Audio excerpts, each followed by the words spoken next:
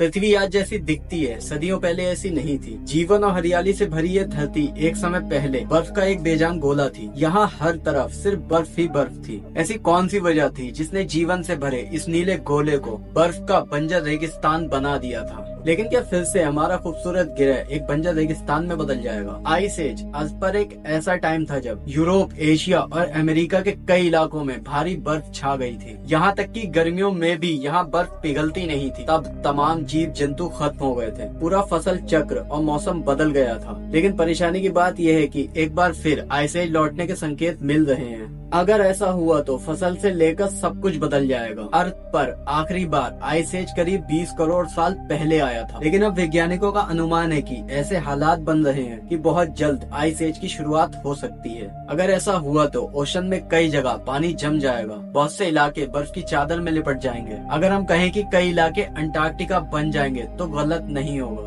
आप सोच रहे होंगे कि ऐसा होगा कैसे? बता दें कि तापमान में बढ़ोतरी की वजह से बहुत से ग्लेशियर पिघल रहे हैं। भारत समेत एशिया, अमेरिका और यूरोप के मानसून को ताकतवर बनाने वाली गल्फ स्ट्रीम जलधारा भी इससे कमजोर हो गई है। रिसर्च में पता चला है कि ये पिछले 1000 साल में सबसे ज्यादा खराब स्थिति में पहुंच गई है। अगर ये धारा खत्म हो गई तो विनाशकारी परिणाम होंगे। वैज्ञानिकों का अनुमान है कि इससे उत्तरी अमेरिका, एशिया और यूरोप के कुछ हिस्सों में औसत तापमान 10 डिग्री सेल्सियस तक गिर सकता है। इससे पूरी उत्तरी गोलार्ध के ज्यादातर देशों में आइस एज आ सकता है। साइंटिस्ट का मानना है कि अगर ये जलधारा बंद हो गई तो बर्फीले तूफान आएंगे, बारिश होना बंद हो जाएगी, जिससे फसल चक्र बिगड़ेगा, अकाल की स्थिति भी पैदा हो सकती है। उत्तरी अमेरिका के पूर्वी तटों पर जल स्तर बढ़ेगा जो शहरों को डुबो देगा। कुछ ऐसा नजारा होगा जैसे 2004 की film the day after tomorrow में दिखाया गया था। द गार्जियन की रिपोर्ट के अनुसार गल्फ स्ट्रीम समुद्र में सैकड़ों फीट नीचे मैक्सिको की खाड़ी से पैदा होकर पश्चिमी यूरोप के कई देशों तक सफर करती है।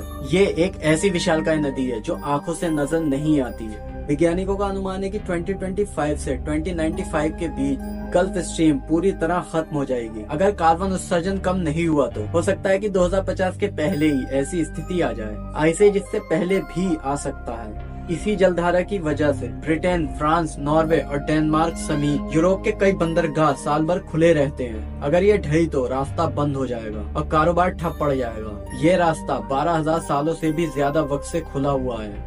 क्या होगा अगर आइस एज आ जाए तो? अपनी राय कमेंट में दें। जानकारी अच्छी लगी हो तो वीडियो को लाइक कर दें, चैनल को सब्सक्राइब करें। मिलते हैं नेक्स्ट वीडियो में। Bye bye.